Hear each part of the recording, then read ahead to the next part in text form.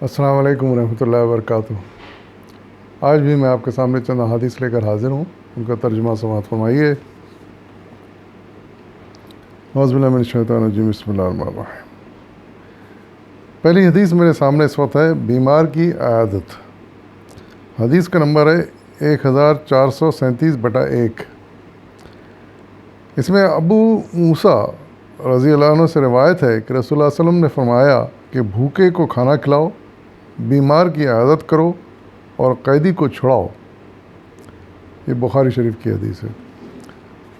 اس میں 3 اہم احکامات رسول اللہ صلی اللہ علیہ وسلم نے ارشاد فرمائے ہیں جو ہماری زندگی کے لیے بڑے فائدہ مند ہیں۔ نہ صرف یہ کہ زندگی کے لیے فائدہ مند ہیں بلکہ آخرت میں بھی ان کا بڑا اجر و ثواب ہے، جیسا کہ بعض دوسری احادیث میں آتا ہے۔ تو پہلی بات ارشاد فرمائی کہ بھوکے کو کھانا کھلاؤ۔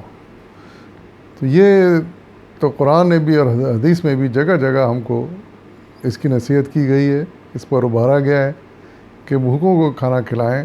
جو ان کو کھانے کو صحیح نہیں ملتا، ان کے بارے میں جب ہمیں معلوم ہو جائے کہ وہ ان کو کھانے کو صحیح نہیں مل رہا، وقت پر نہیں مل رہا، ٹھیک کھانا نہیں مل رہا، تو کوشش کرنی چاہیے کہ ان کو ہم اپنی طرف سے کھانے کھلائیں۔ اور اللہ تعالیٰ اس کام کو بہت پسند کرتا ہے، اور دنیا میں اس لحاظ سے فائدہ ہے کہ ہمیں بھی خوشی ہوتی ہے دوسرے کو کھانا کھلا کے، اور پھر اس کے علاوہ جس کو بھی معلوم ہوتا ہے کہ بھئی ہم یہ کام کر رہے ہیں تو اس کے دل میں ہمارے لیے عزت بڑھتی ہے، اور پھر یہ کہ ان کو اس طرح ایک انسپائریشن ملتی ہے کہ یہ کام اچھا ہے اور اسے کرنا چاہیے۔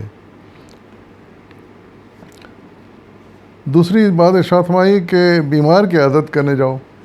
یہ بھی اللہ تعالیٰ کو بہت پسند ہے یہ کام، کہ کوئی ہمارے بھائی بہن، رشتہ دار، دوست یا حتیٰ کہ دشمن بھی اگر بیمار ہوں تو ان کی عیادت کرنی چاہیے۔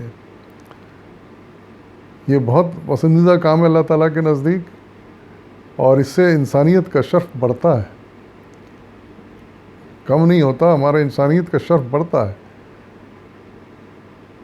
ایک اعلیٰ مقام پر ہم پہنچ جاتے ہیں تھوڑی دیر کے لیے جب ہم عیادت کرنے جاتے ہیں کسی کی، تو کیونکہ یہ کام بے غرض ہوتا ہے، انسانی ہمدردی کے تحت ہوتا ہے۔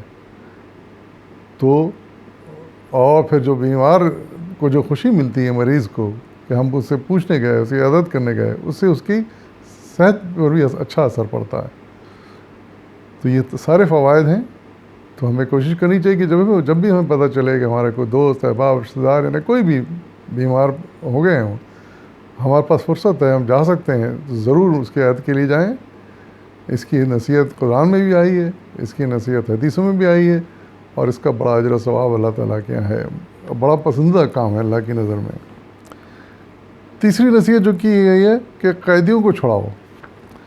یہ قیدیوں کا زمانہ اب تو نہیں رہا، ایک زمانہ تھا رسول اللہ صلی اللہ علیہ وسلم کے زمانے میں، بلکہ بعد بھی کئی 100 سال تک یہ سلسلہ رہا۔ ابھی یعنی سمجھیے کہ 18ویں صدی میں جا کر یہ غلام بنانے کا سلسلہ ختم ہو گیا، ورنہ تو یہ سلسلہ برسوں سے چل رہا تھا۔ تو اس لیے قرآن میں بھی اس کی ہدایت آئی ہے اور حدیثوں میں بھی آئی ہے کہ ممکن ہو تو قیدیوں کو چھڑایا جائے، یعنی ان کو غلامی سے آزاد کروایا جائے، ان کا جو بھی خرچہ ہو وہ دے کر ان کو غلامی سے آزاد کروایا جائے۔ ایک بہت بڑی نیکی کا کام ہے یہ بھی، اور رہا ہے، اور لوگوں نے، اچھے مسلمانوں نے یہ کیا ہے، رسول اللہ علیہ وسلم کے دور سے چلا آ رہا ہے یہ۔ تو یہ بہرحال آج تو اس پر عمل نہیں کیا جا سکتا کیونکہ غلامی کا دور ختم ہو گیا ہے، لیکن جس زمانے میں یہ غلامی کا دور تھا اس زمانے میں یہ نصیحت بڑی کام آئی، اور بہت سے غلاموں کو اس طرح چھڑایا گیا اور ان کو آزادی ملی۔ اللہ تعالیٰ جنہوں نے چھڑایا ان کو اس کا پورا اجر عطا فرمائے۔ دوسری حدیث ہے مسلمان کا مسلمان پر حق۔ یہ حدیث نمبر ہے 1438/2۔ اس میں حضرت ابو ہریرہ رضی اللہ عنہ سے روایت ہے کہ رسول اللہ صلی اللہ علیہ وسلم نے فرمایا کہ مسلمان کے مسلمان پر 5 حق ہیں: سلام کا جواب دینا، نمبر 1، نمبر 2 مریض کی عیادت کرنا، نمبر 3 جنازے کے ساتھ جانا، نمبر 4 دعوت قبول کرنا، نمبر 5 چھینک کا جواب دینا۔ یہ بخاری مسلم کی حدیث ہے۔ یعنی مسلمان پر 5 حق ہیں جو کہ ہر مسلمان کو جس کا خیال رکھنا چاہیے اور اسے پوری ادا کرنے کی پوری کوشش کرنی چاہیے۔ پہلا یہ کہ سلام کا جواب دینا ہے۔ کوئی مسلمان سلام کر رہا ہے، یہاں تک کہ غیر مسلم بھی اگر سلام کر رہا ہے تو ہمیں جیسے قرآن میں آئی کہ اچھے طریقے سے جواب دو، تو اسی طریقے سے کوئی مسلمان سلام کر رہا ہے تو اس کا بھی بڑے اچھے طریقے سے اخلاق کے ساتھ اس کا جواب دو اور بہتر سے بہتر جواب دو۔ دوسری بات مریض کی عیادت کرنا، یہ ابھی پچھلی حدیث میں نے پڑھا کہ اس کا بڑا اجر و ثواب ہے اور یہ لازم کرنا چاہیے۔ تیسرا حق ہے ایک مسلمان کا دوسرے مقام پر جنازے کے ساتھ جانا، یعنی ہم دیکھ لیں کسی مسلمان کا انتقال ہو گیا اور اس کا جنازہ لے جایا جا رہا ہے، چاہے ہم اسے جانتے ہوں چاہے نہ جانتے ہوں، لیکن اس کے ساتھ چند قدم چلنا، ویسے تو قبرستان تک جانا چاہیے، دفنانے تک شریک ہونا چاہیے اگر ممکن ہو، اس کے لیے دعا میں شریک ہونا چاہیے، لیکن کم سے کم چند قدم اس کے ساتھ چلنا بڑا ضروری ہے۔ یہی بڑا اجر و ثواب کا کام ہے۔ پھر چوتھا دعوت قبول کرنا، یعنی کوئی مسلمان ہمیں دعوت دیتا ہے کسی خوشی میں تو ہمارا کام ہے کہ ہم ضرور شریک کریں، انکار نہ کریں، کوشش کریں شریک ہوں، اور اگر شریک نہیں ہو سکتے ہیں تو بڑے اچھے طریقے سے اخلاقی طریقے سے بڑی نرمی کے ساتھ اس کو معذرت کر لیں، کیونکہ ہو سکتا ہے ہماری کوئی مصروفیت ہو، کوئی اور مسئلہ ہو، تو لیکن کوشش کریں کہ اگر مسلمان کوئی دعوت دے رہا ہے اپنی خوشی میں شریک کرنے کے لیے تو ہم ضرور اس میں شریک ہوں۔ یہ بھی ایک ثواب کا کام ہے۔ پانچویں چیز ہے چھینک کا جواب دینا۔ یہ عام طور سے ہوتا ہے، ہم 2-4 آدمی 2 بندے کھڑے ہوں تو جو ہے نا کسی کو چھینک آ جاتی ہے، مسلمان بھائی بات چیت کر رہے ہیں بیچ میں چھینک آ جاتی ہے، تو اس کا کام یہ ہے جس کو چھینک آئی وہ الحمدللہ کہے، اور ہمارا کام یہ ہے کہ اس کے جواب میں یرحمک اللہ کہیں، یعنی اللہ تعالیٰ تم پر رحم کرے۔ تو یہ بھی ایک حق ہے مسلمان کے اوپر کہ اس کو چھینک آ جائے تو ہم اس کو لیے یرحمک اللہ کی دعا کریں۔ یہ بھی ایک دعا ہے جس کا بڑا اجر و ثواب ہے۔ تو یہ 5 کام حق قرار دیے گئے ہیں ایک مسلمان کا دوسرے مسلمان پر۔ پھر اگلی ہے حدیث بیماری میں پڑھنے والی آیت۔ اس حدیث کا نمبر 1446/10۔ حضرت عائشہ رضی اللہ عنہ سے روایت ہے کہ رسول اللہ صلی اللہ علیہ وسلم بیماری کی حالت میں معوذتین پڑھ کر اپنے اوپر دم کرتے تھے۔ معوذتین سے مراد قل اعوذ برب الفلق اور قل اعوذ برب الناس۔ یہ بخاری کی حدیث ہے۔ یہ ایک بڑی اچھی نصیحت ہے۔ حقیقت میں جب ہم بیمار ہوتے ہیں تو پریشان ہوتے ہیں، طبیعت ہماری وہی اپسیٹ رہتی ہے، تو سمجھ نہیں آتا کیا کریں، دوا کھا رہے ہیں پھر بھی فائدہ نہیں ہو رہا، تو اس کے لیے حضور صلی اللہ علیہ وسلم نے بڑے اچھا وظیفہ ارشاد فرمایا ہے، یعنی یہ سورہ فلق اور سورہ ناس جب تک بھی بیمار رہیں بار بار اس کو دہراتے رہیں اور اپنے اوپر پڑھ کے دم کرتے رہیں، یا کوئی اور بیمار ہو تو اس کے لیے پڑھتے رہیں اس کے سامنے اور اس کے اوپر دم کرتے رہیں۔ تو یہ بہترین دعائیں ہیں ایک طرح سے بیماری سے، مصیبت سے نجات کے لیے۔ پھر اگلی حدیث ہے مسلمان کو ہر تکلیف گناہوں کو دور کرتی ہے۔ یہ حدیث نمبر ہے 1451/15۔ حضرت ابو سعید خدری سے روایت ہے کہ رسول اللہ صلی اللہ علیہ وسلم نے فرمایا کہ مسلمان کو کوئی رنج، دکھ، فکر، غم، ایذا پہنچتی ہے تو وہ گناہوں کی بخشش کا باعث بن جاتی ہے۔ یہ بخاری مسلم کی حدیث ہے۔ کتنی پیاری حدیث ہے، آپ دیکھیں کس طرح حوصلہ افزائی فرمائی گئی ہے مسلمان کی، مومن کی، کہ کوئی بھی تکلیف مومن کو دنیا میں پہنچتی ہے، ذہنی ہو چاہے جسمانی ہو، تو وہ گناہوں کا گناہوں کی بخشش کا سبب بن جاتی ہے۔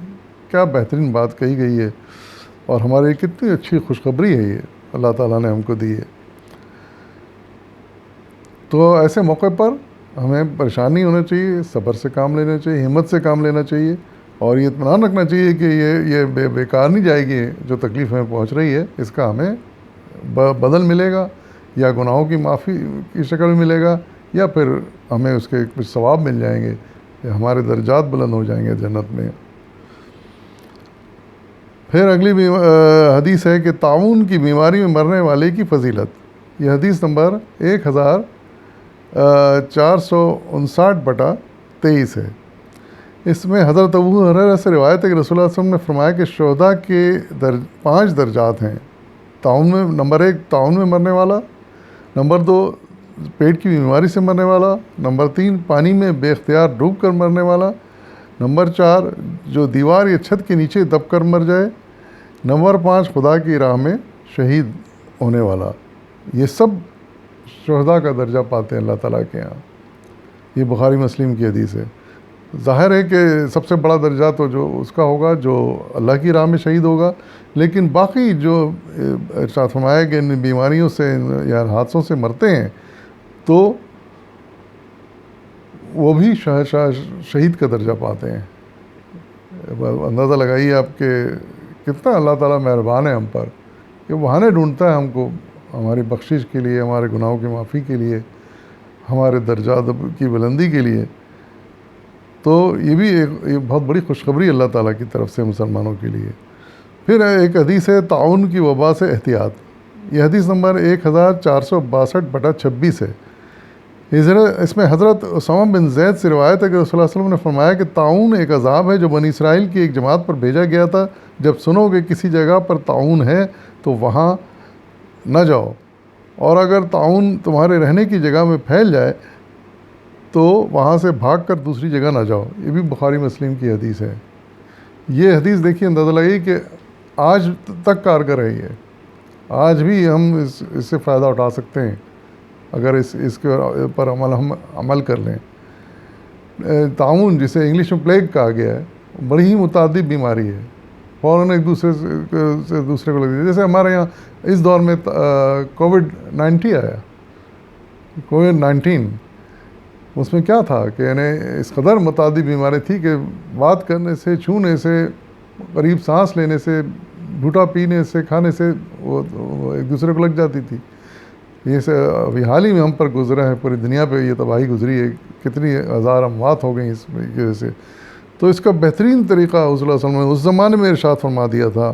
یہ طاعون بھی، پلیگ بھی ایک طرح کا، یہ سمجھیے کہ کووڈ-19 کی طرح ہی ہے، انتہائی متعدد بیماری فوراً لگنے والی۔ تو اس ارشاد ہی فرمایا ہے کہ اگر سنو کہ کسی جگہ پر یہ ہے طاعون تو وہاں مت جاؤ، اس علاقے میں مت جاؤ تاکہ محفوظ رہو، کیونکہ ابھی ہمارے میں جراثیم داخل نہیں ہوئے، تو وہاں جائیں گے ہو سکتا ہے ہم میں بھی داخل ہو جائیں۔ دوسری نصیحت کی گئی کہ اگر وہاں پر موجود ہیں ہم اور اس علاقے میں طاعون یا پلیگ یا کووڈ-19 جیسی بیماری پھیل گئی ہے تو پھر اس علاقے سے نکل کے دوسری جگہ نہ جاؤ۔ اس کی وجہ یہ ہے کہ سینس ہے اس کے میں کہ ہم کہیں جراثیم ہمیں ہوں، ہمیں پتہ نہ چل رہا ہو، بیماری ہم پہ ظاہر نہ ہوئی ہو، لیکن جراثیم اندر چلے گئے ہیں، تو ہم وہ جراثیم لے کر ایک ایسی جگہ چلے جائیں جہاں بھی وہ بیماری نہیں پھیلی ہے، تو ہو سکتا ہے وہ دوسروں تک ہم پھیلا دیں وہ جراثیم۔ تو اس لیے یہ دونوں باتوں کا خیال کرنا چاہیے کہ ایک تو اس جگہ نہ جائیں جہاں بیماری پھیلی ہوئی ہے، اور دوسری کہ اس جگہ سے نکل کر نہ جائیں جہاں بیماری نہیں پھیلی۔ اس سے زیادہ چانس ہے کہ بیماری ایک دوسرے کو اور لگ سکتی ہے، بڑھ سکتی ہے۔ تو یہ بھی بڑی کام کی حدیث ہے، ہم کو خیال رکھنا چاہیے اور جتنا ہو سکے ان تمام حدیث پر عمل کرنے کی کوشش کرنی چاہیے۔ وآخر دعوانا الحمدللہ رب العالمین۔